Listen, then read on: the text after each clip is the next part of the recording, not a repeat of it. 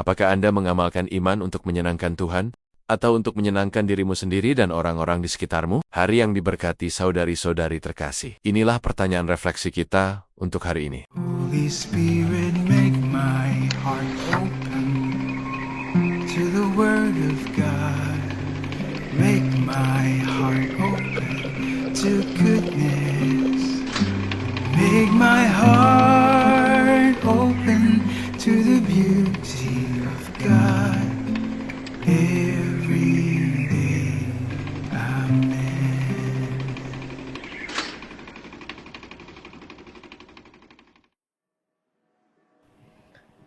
Di dunia kita saat ini, kita sering tergoda untuk hidup demi tampilan luar atau sekadar apa yang terlihat di permukaan. Kita membentuk hidup kita untuk menyenangkan orang lain atau menuruti ego kita sendiri, hingga tanpa sadar menciptakan agama yang berpusat pada diri sendiri. Namun Yesus mengingatkan kita bahwa Tuhan bukanlah pemeriksa ritual semata. Ia adalah Bapa yang mencari hati kita. Komunitas Couples for Christ diberkati. Karena melalui pelayanan keluarga, telah melahirkan kaum muda yang menjawab panggilan, menjadi imam dan hidup bakti. Salah satu mantan pekerja pastoral penuh waktu kami, Sister Donalyn Marie Moore, baru-baru ini mengikrarkan kaul kekalnya sebagai suster misionaris Santo Paulus. Suster Donalene berasal dari Keuskupan Antipolo, Filipina.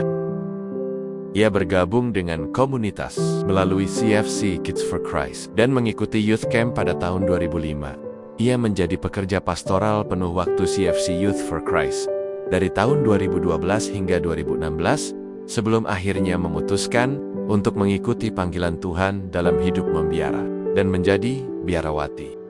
Sebagai seorang suster muda, ia pernah merindukan pelayanan di misi yang lebih kecil dan sederhana, tempat di mana ia merasa bisa memberikan dirinya lebih sepenuhnya ketika doa itu dikabulkan. Ia tidak siap menghadapi perjuangan yang menyertainya. Usahanya tidak selalu diterima, dan ia terjerat dalam beban orang-orang yang dilayaninya. Doanya terasa kering dan hidup pun terasa hampa.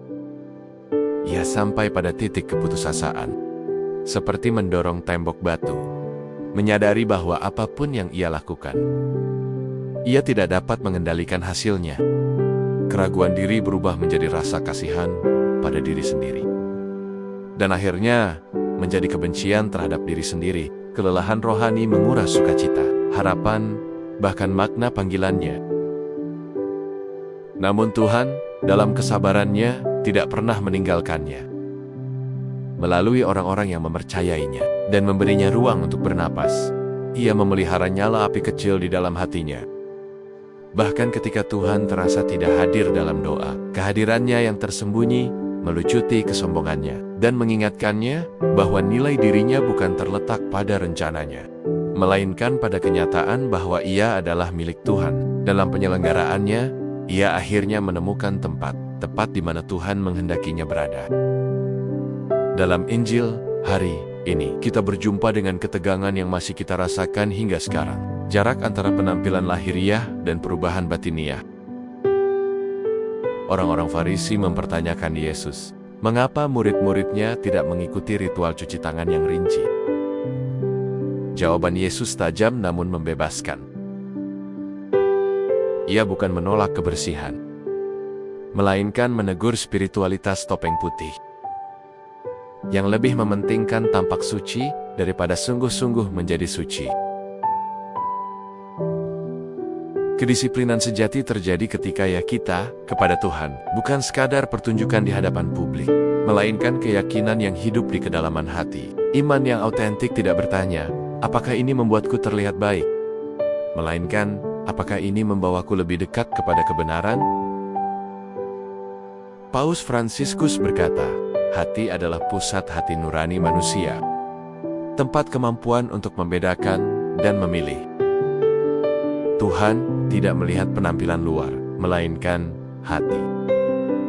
Jika iman kita hanya berupa daftar aturan, iman itu akan menjadi beban. Namun, jika iman adalah jawaban kasih, iman itu akan menjadi sumber kehidupan. Marilah kita berdoa. Dalam nama Bapa dan Putra dan Roh Kudus. Amin. Bapa Surgawi, terima kasih karena Engkau selalu menyertai kami dalam setiap kebutuhan kami. Anugerahkanlah kepada kami rahmat untuk mengakui Engkau, percaya kepodimu, dan terbuka kepadamu, karena Engkau melihat hati kami.